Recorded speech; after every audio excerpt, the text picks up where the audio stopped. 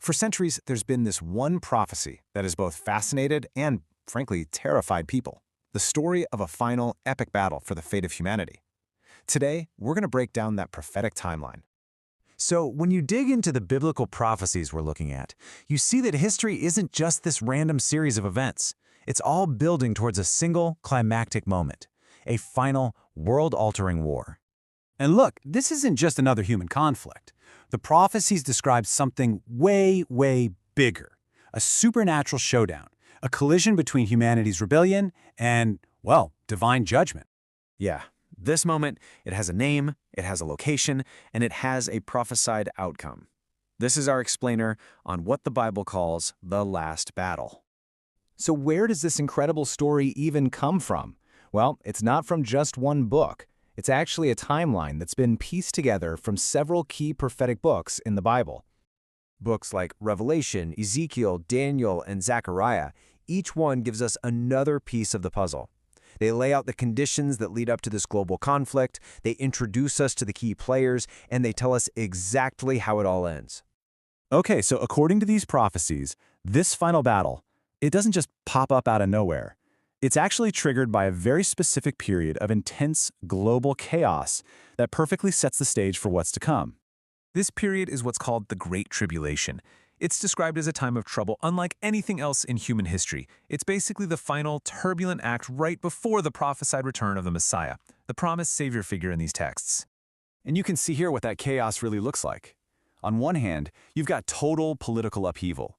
We're talking nations at war, governments collapsing. But at the same time, there's a spiritual war happening.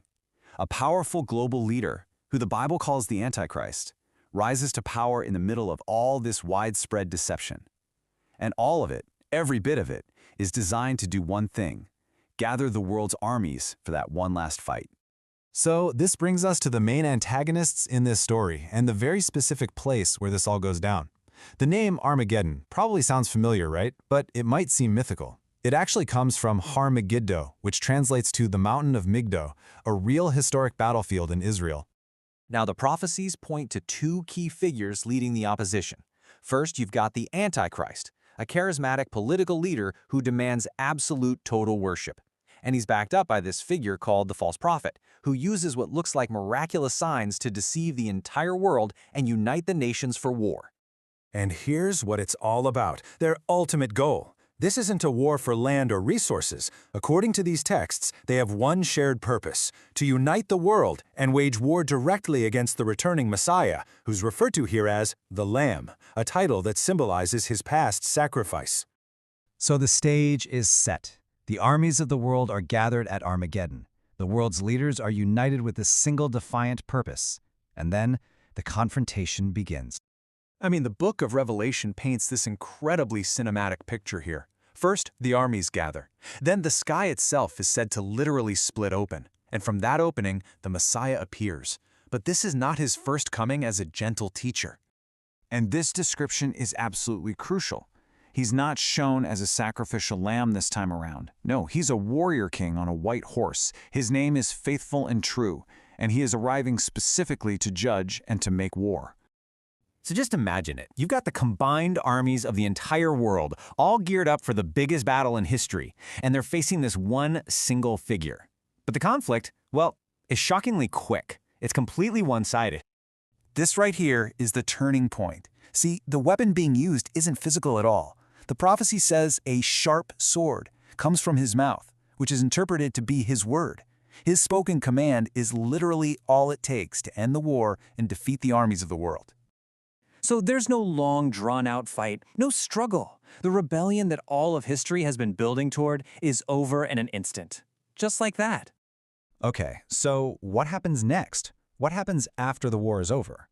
The prophecies describe the beginning of something called the Millennial Kingdom, a 1,000-year era of unprecedented peace and justice on earth, with Christ as king. The idea is an end to war, an end to corruption, and an end to suffering. So that's the prophetic timeline, right? From chaos to conflict to resolution. But these ancient texts aren't just presented as some kind of future forecast. They're meant to have a direct impact on how believers see the world today. Which of course brings us to the big question: what does this ancient prophecy actually mean for us, right here, right now? And this is really the core takeaway for people of faith. Knowing how the story ends is meant to change everything. The idea is that you're no longer fighting for victory in your struggles, you're fighting from a position of victory that's already been guaranteed. It completely reframes your perspective on, well, everything.